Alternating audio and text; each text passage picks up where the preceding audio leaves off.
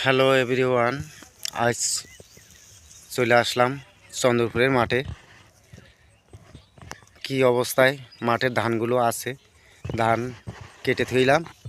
এখন যে দেখি কি অবস্থা, ধান বইতে কীরকম পানি আছে তাই দেখার জন্য যাচ্ছি। বন্ধুরা সবাই সাথে থাকেন। হাজার হাজার বিঘে মাঠে ধান, মানুষের অনেক করুণ অবস্থা, তাই আপনারা ভিডিওর সাথে থাকেন। আপনাদের একটু দেখানোর চেষ্টা করব। বন্ধুরা আপনাদের আমার ধানের কি অবস্থা তাই একটু আপনাদেরকে দেখাচ্ছি।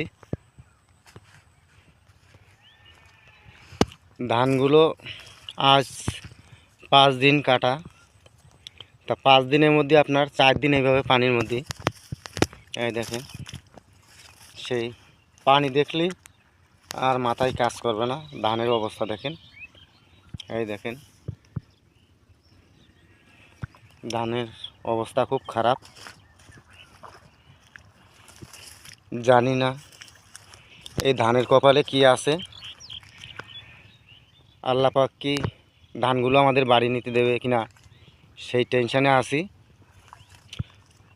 অনেক পানি ধান বইতে, দেখেন,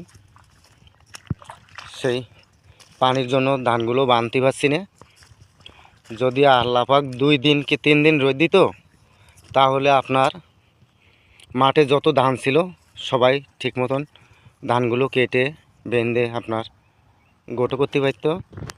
কিন্তু এখন এইরকম সমস্যা, আপনার প্রতিদিন রাত্রে বৃষ্টি হচ্ছে, নাই সকালে বৃষ্টি হচ্ছে, একবেলা রোদ উঠছে আরেকবেলা বৃষ্টি।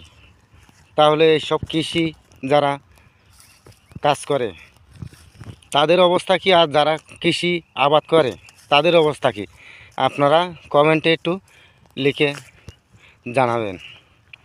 যে যেখান থেকে ভিডিওটা দেখছেন সবার কাছে একটাই অনুরোধ, একটু সবাই চাষিদের জন্য একটু দোয়া করবে, সহি সালামতে যেন ধানগুলো বাড়ি নিয়ে যেতে পারে। এইটুকুই আপনাদের কাছে আশা। সবাই আল্লাহর কাছে মোনাজাত করে আল্লাহর কাছে আপনারা সবাই বলেন যে চাষি যারা মাঠঘাট নিয়ে পড়ে আছে তাদের যেন আল্লাহ পাক রহমত করে। তাই আপনাদের জন্য এই যে সুন্দরভাবে আপনাদেরকে আমি দেখাচ্ছি। এটা হলো আমার ভুঁইতে অনেক পানি, তাই আমি চিন্তা ভাবনা করছি কী করবো। এখন ভুঁই থেকে এই ধান তো নিয়ে যেতে হবে, এখন আটি কাটবো কিনা তাই চিন্তা করছি। কিন্তু আটি যে কাটবো আপনার নেওয়ার কোনো রাস্তা নেই। এই ধানগুলো যে আপনার বাড়ি নিয়ে যাব কোনো রাস্তা বেরোয় নেই। তাই আমি চিন্তা করছি যে এই আটি কেটে ধানগুলো নেবো কীভাবে, আর না ধান এইভাবেই থাকবে। আপনার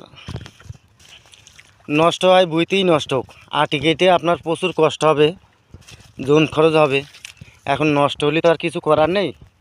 আল্লাহ পাক যদি সুযোগ না দেয় তাহলে কিছু করার নেই। এখন যদি আল্লাহ তাহলে ধানগুলো বাড়ি নিয়ে যেতে পারবো।